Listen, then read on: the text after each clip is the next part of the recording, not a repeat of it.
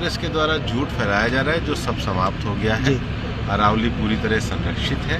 अरावली के green wall को लेकर हम पहले से कार्य कर रहे हैं। मैं पुनः कहना चाहूँगा, अरावली में जितना भी प्रोटेक्टेड एरिया, फॉरेस्ट एरिया है, इस निर्णय के बाद वो यथावत रहेंगे। अरावली में जितना पानी के रिसोर्सेज हैं, जहाँ से माही, लूनी जैसी नदियाँ निकलती हैं, वो पूरी तरीके से इसमें संरक्षित रहेंगे। जो डार्क जोन है वो पूरी तरीके से संरक्षित रहेगा। दिल्ली में तो अरावली की कोई माइनिंग नहीं है, वो यथावत रहेगी। और जहाँ पर भी अरावली की माइनिंग है वहाँ पर पहले उसका एक सस्टेनेबल मैनेजमेंट प्लान बनेगा। सस्टेनेबल मैनेजमेंट प्लान को ICFR ही स्वीकृत करेगा, क्योंकि अभी तक ये होता था कि माइन करके और गड्ढे छोड़कर चले जाया करते थे। तो अब उनको ये भी प्लान देना होगा कि माइन ख़त्म होने के बाद उसको कैसे हरा भरा किया जाए। अभी तक जो स्वीकृति अरावली में माइनिंग भी चल रही है वो 0.19% ही है, और इस निर्णय के बाद तो 90% भाग पूरी तरीके से संरक्षित हो जाएगा।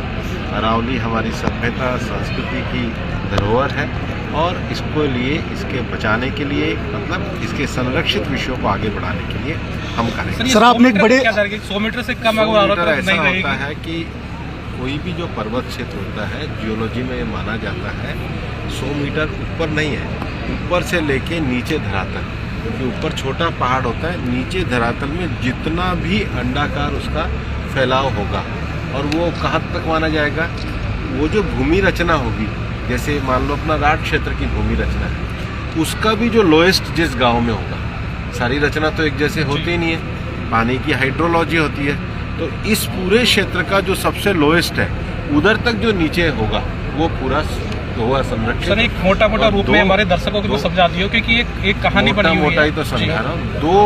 200 मीटर की जो है उनके बीच में जो आधा किलोमीटर का क्षेत्र है वो भी होगा, पर ये केवल माइंस के लिए है, माइंस देते समय। क्योंकि क्या होता है कि पहले जब ये माइंस अलॉट की जाती थी तो उसमें क्या करते थे कि पहाड़ के ऊपर का तो सुरक्षित कहते थे, नीचे का खोद दिया करते थे।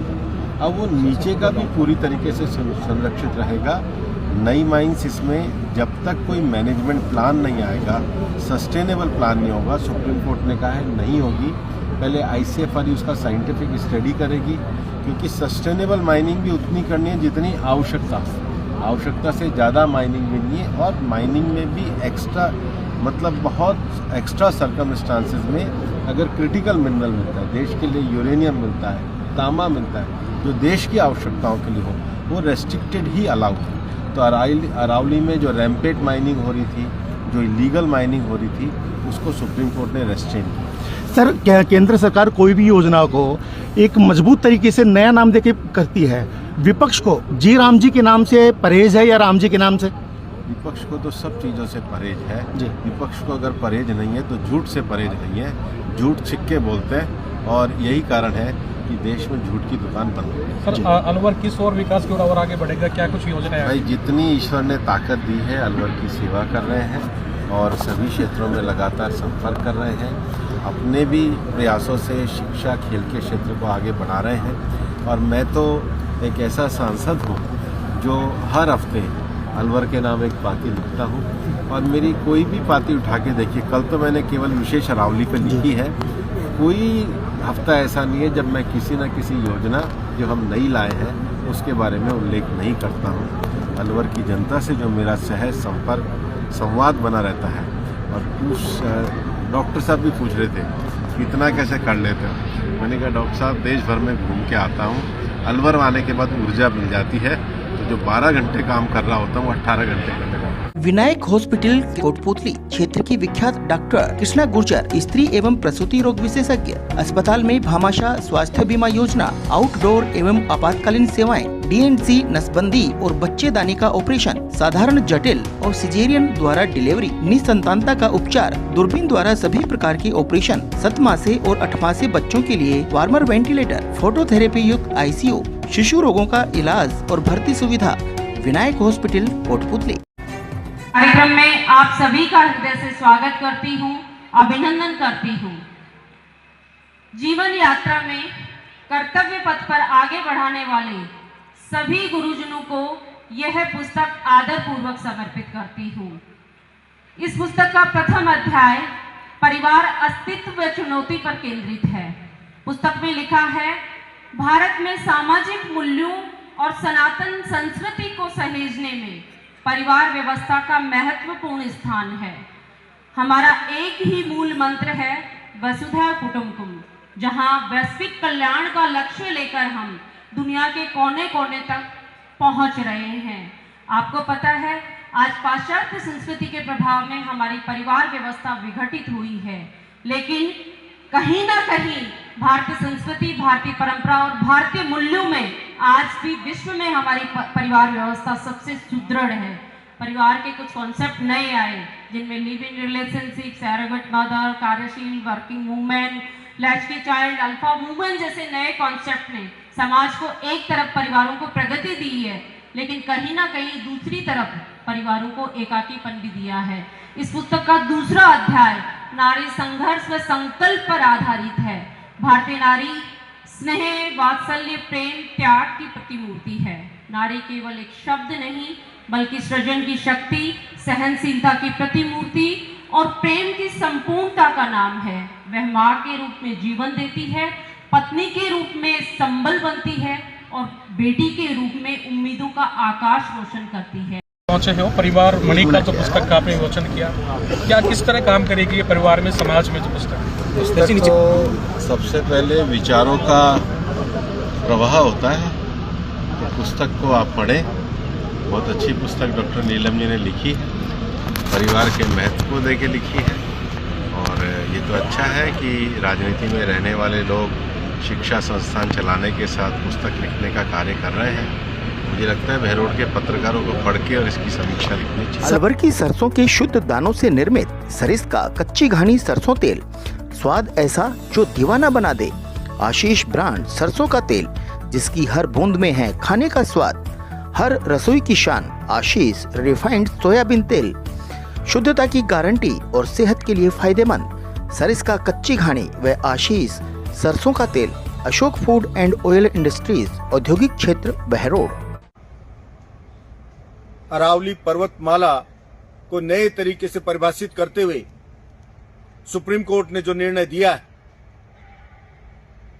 वो बेहद दुर्भाग्यपूर्ण है।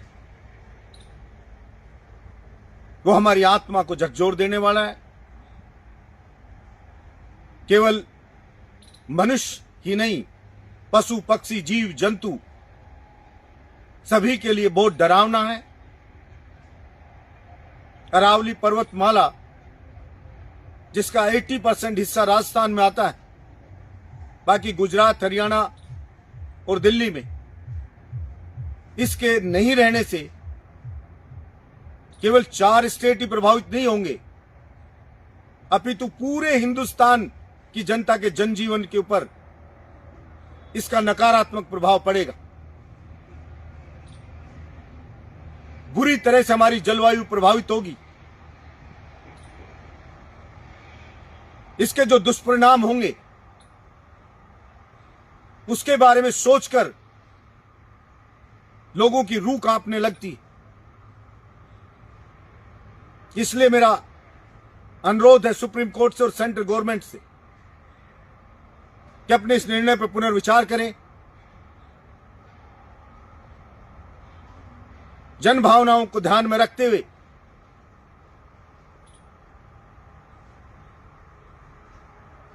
जैसा कि पूरे देश में, चाहे युवा हो, बुजुर्ग हो, सभी के मन में जो गुस्सा है उसको ध्यान में रखते हुए उनकी भावनाओं के अनुरूप अरावली पर्वतमाला को यथावत रखा जाए। अपने ही देश में अपने अस्तित्व को बचाने के लिए भारत देश की जनता को लड़ने पर मजबूर ना किया जाए। कोई भी सरकार हो या सुप्रीम कोर्ट हो, उसकी मूल भावना जनजीवन को आसान करने की होती है, न कि जनजीवन को संकट में डालने की। इंदु अस्पताल नीमराणा में मुख्यमंत्री आयुष्मान आरोग्य योजना, RGHS जन आधार, भामाशाह स्वास्थ्य बीमा योजना, मुख्यमंत्री चिरंजीवी स्वास्थ्य बीमा योजना व ECHS के अंतर्गत निशुल्क इलाज की सुविधा। सभी प्रमुख TPA के तहत निशुल्क ऑपरेशन व इलाज, medical, CT scan, laboratory, digital x ray, AC ward, ambulance, आपातकालीन unit, phototherapy, ICU unit, general surgery, दूरबीन द्वारा सभी प्रकार के ऑपरेशन, सभी सुविधाएं एक ही छत के नीचे। इंदु अस्पताल नीमराणा। बैठक अभी जारी है। मेरे को दिल्ली तक एक बैठक में जाना है, इसलिए मैं निकला हूँ। लेकिन एक जो सबसे बड़ा इशू है हमारे पूरे कोटपुतली क्षेत्र के NH का इशू है, और आज हमने ये तय किया है कि इस पूरे NH को लेकर हम एक अलग से बैठक करेंगे, ताकि NH के सारे विषयों को, एक लंबे समय से NH एक पेंडिंग पड़ा हुआ है। मैं कल गडकरी जी के साथ भिवाड़ी के विषय पे बैठ रहा हूँ, उसमें से उस तारीख को अपन तय करके NH के विषय पे लगेंगे। दूसरा एक और जो विषय है कि प्रधानमंत्री सूर्य घर योजना है, उसका सफल इम्प्लीमेंटेशन क्या हो, क्योंकि रजिस्ट्रेशन तो 7,000 से ज्यादा हुआ है, लेकिन लगे 803। अधिकारी लोगों ने एक प्रैक्टिकल बताया कि पहले पैसे जमा कराने पड़ते हैं, फिर बैंक से सब्सिडी मिलती है। तो कलेक्टर महोदय का ये कहना था कि हम बैंक से सीधा बात करेंगे, ताकि ज्यादा से ज्यादा लोग प्रधानमंत्री सूर्य घर योजना से वाकिफ हो। एक विषय जो है, ये हमारा पूरा कोटपुतली क्षेत्र, हालांकि राव साहब हमारे यहाँ के सांसद, पर हमारी सहमति भी है कि इसका ये जो पूरा सीवरेज प्लांट है वो अभी आधे ही शहर में है, तो ये पूरे में आना चाहिए। तो संबंधित अधिकारियों से बात करेंगे। बैठक की बाकी कार्यवाही अभी चल रही है, और मेरा भी एक विधानसभा क्षेत्र यहाँ पे लगता है, बहरोड, तो मैं यहाँ उपस्थित हुआ था।